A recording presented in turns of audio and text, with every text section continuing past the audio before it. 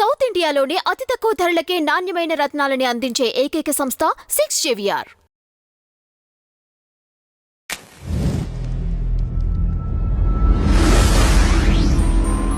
నమస్తే సార్. నమస్తే. Game changer cinema complete అయిపోయింది.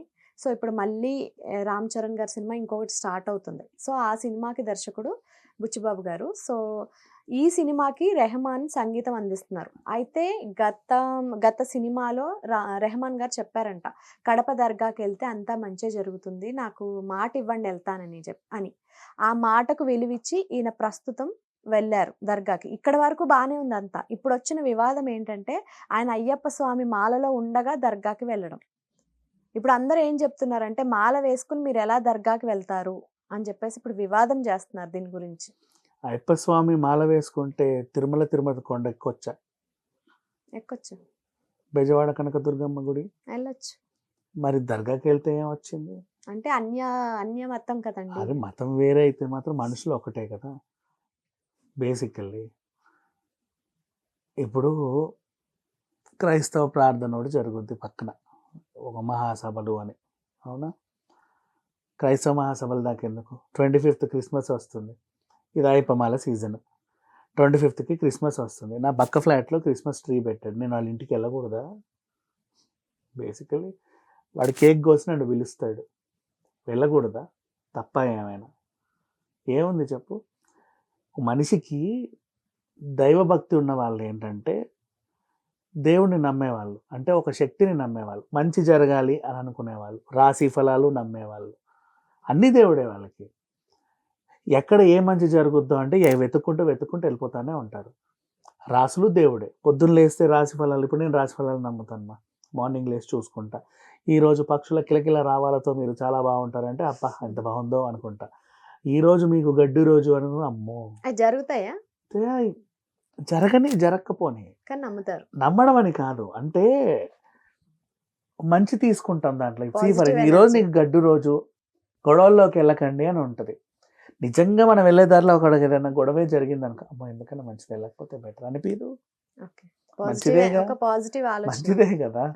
ఇష్టం ఉన్నట్టు వాగకు అని రాసి ఉంటుంది ఫర్ ఎగ్జాంపుల్, అవునా?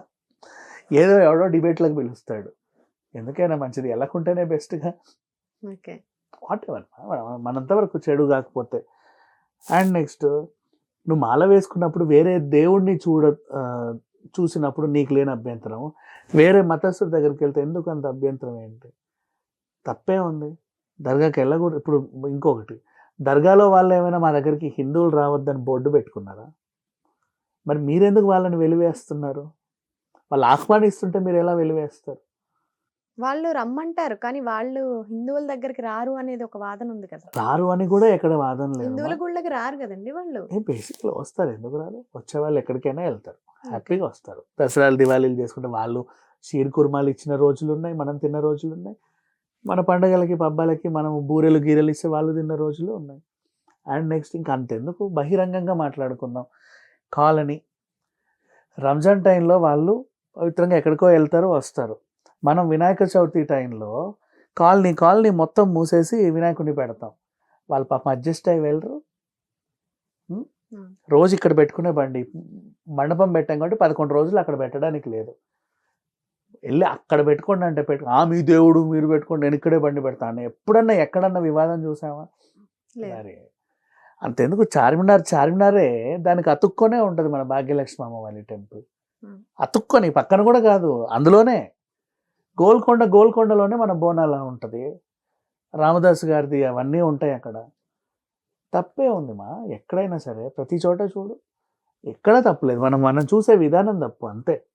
అయ్యప్ప స్వామికి స్నేహితుడు కూడా ఒక ముస్లిమే. అది ఎలా ఉన్నా అది పురాణాలు 100 ఉంటాయి, వదిలేసేయి. మొన్న కూడా అంతే, సాయిబాబా ముసల్మాన్కి చెందిన వ్యక్తి అని చెప్పి ఎక్కడో మొత్తం అన్ని విగ్రహాలు ధ్వంసం చేశారు. అదేదో చూసాం. మనిషికి గుడికి ఎందుకు వెళ్తాడు చెప్పు? ప్రజెంట్గా ప్రశాంతత కోసమనే కాదు, ఓ ఆశ కోసం వెళ్తాడు. ఒక ఆశ, అక్కడికి వెళ్ళొస్తే ఏదో మంచి జరుగుద్ది అని, ఆ వైబ్ నచ్చుద్ది. గుళ్ళు కూడా అలాగే ఉంటాయి. ఆ గుళ్ళల్లో ఉండే వైబ్రేషన్స్ వేరే తీరులో ఉంటాయి. ఎందుకు కడతారో ఎలా కడతారో నిజంగా తెలియదు. ఆ కట్టేవాడికి అంత డీప్గా ఎలా ఇప్పుడు ఇంజనీర్లు పనికిరారు, అప్పుడు ఆ ఇంజనీరింగ్ చదువులు కూడా లేవు కదా. కరెక్ట్ ఈ టైంకి పలానా డేట్కి ఎవ్రీ ఇయర్ ఆ డేట్ వస్తే చాలు సూర్యకిరణాలు మూల విరాట్ మీద పడతాయి. ఎలా కట్టాడు? ఏదో ఒక గుడి, ఇంకో గుడి కరెక్ట్ ఆ టైంకి సూర్యకిరణాలు పాదాల మీదకి వస్తాయి. ఎలా కట్టారు? అక్కడికి వస్తే ఇంకేదో ఉంటుంది, ఇక్కడికి వస్తే ఇంకేదో ఉంటుంది. ఒక్కొక్క టెంపుల్కి ఒక్కొక్క స్థల పురాణం, ఒక్కొక్క దర్గాది ఒక్కొక్క గొప్పదనం, ఒక్కో చర్చిది ఒక్కో గొప్పదనం.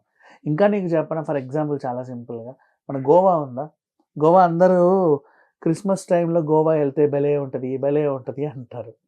గోవాలో చర్చిల కన్నా ఎక్కువ గుళ్ళు ఉన్నాయి, తెలుసా మీకు ఆ విషయం? ఓకే. 100 చర్చిలు ఉంటే 200 కాదు 300 గుళ్ళు ఉన్నాయి గోవాలో. ఎవ్వరికి తెలియదు. మహా గుళ్ళు ఉన్నాయి. వాటి స్థల పురాణం కూడా చాలా గొప్పది. అప్పట్లో ఏంటంటే వీళ్ళు వచ్చినప్పుడు బలవంతంగా మత మార్పిడి చేసేసి వదిలేశారు అప్పుడెప్పుడో. అది కూడా కంటిన్యూ అవుతా వస్తుంది అంతే. ఫస్ట్ గుళ్ళు ఉన్నాయి గోవాలోనే ఉన్నాయి, ఎక్కడ లేని టెంపుల్స్ ఉన్నాయి. ఇది ఎవరికి తెలియదు, చాలా మందికి తెలియదు. మీరు వెతకండి, మ్యాప్ చూడు, గోవాకి వెళ్ళిన టెంపుల్స్ నియర్ మీ అని కూడా తిన్నొస్తాయి మీకు. గూగుల్లోనే అన్నీ వస్తాయి, ఇంకా తెలియని బోల్డ్ ఉంటాయి. సో ఉంటాయి ఎక్కడైనా సరే, ప్రతి చోట మీరు అదేంటిది ఎవరి నమ్మకం వాళ్ళది, వాళ్ళు గుళ్ళలోకి వెళ్తారు. ఈయనకి అల్లా ఆశీస్సులు కావాలి, జీసస్ ఆశీస్సులు కావాలి, బెజవాడ కనకదుర్గమ్మ ఆశీస్సులు కావాలి, ఏడుకొండల ఆశీస్సులు కావాలి, అందరికీ కావాలి. నేను మంచిగా ఉండాలంటే అందరి దేవుళ్ళు నన్ను చల్లగా చూడాలి అనుకున్నాడు. తప్పే ఉంది? నా మతం దేవుళ్ళే నన్ను చల్లగా చూడాలి, పక్క మతం దేవుడు నన్ను చల్లగా చూడద్దని ఎవడు అనుకోడే. అలానే పక్క మతం దేవుడు వచ్చేసి వీళ్ళని ఏం పీక్కు తిండుగా, తప్పది.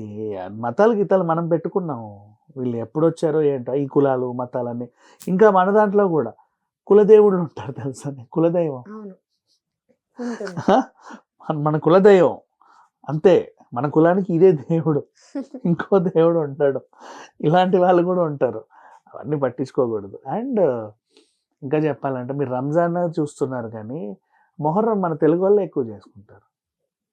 దర్గాల దగ్గర చూస్తే కూడా హిందువులే ఎక్కువ ఉంటారు, ఎక్కువ మంది ఉంటారు. అదొక నమ్మకం అంతే, ఎవరి నమ్మకం వాళ్ళది.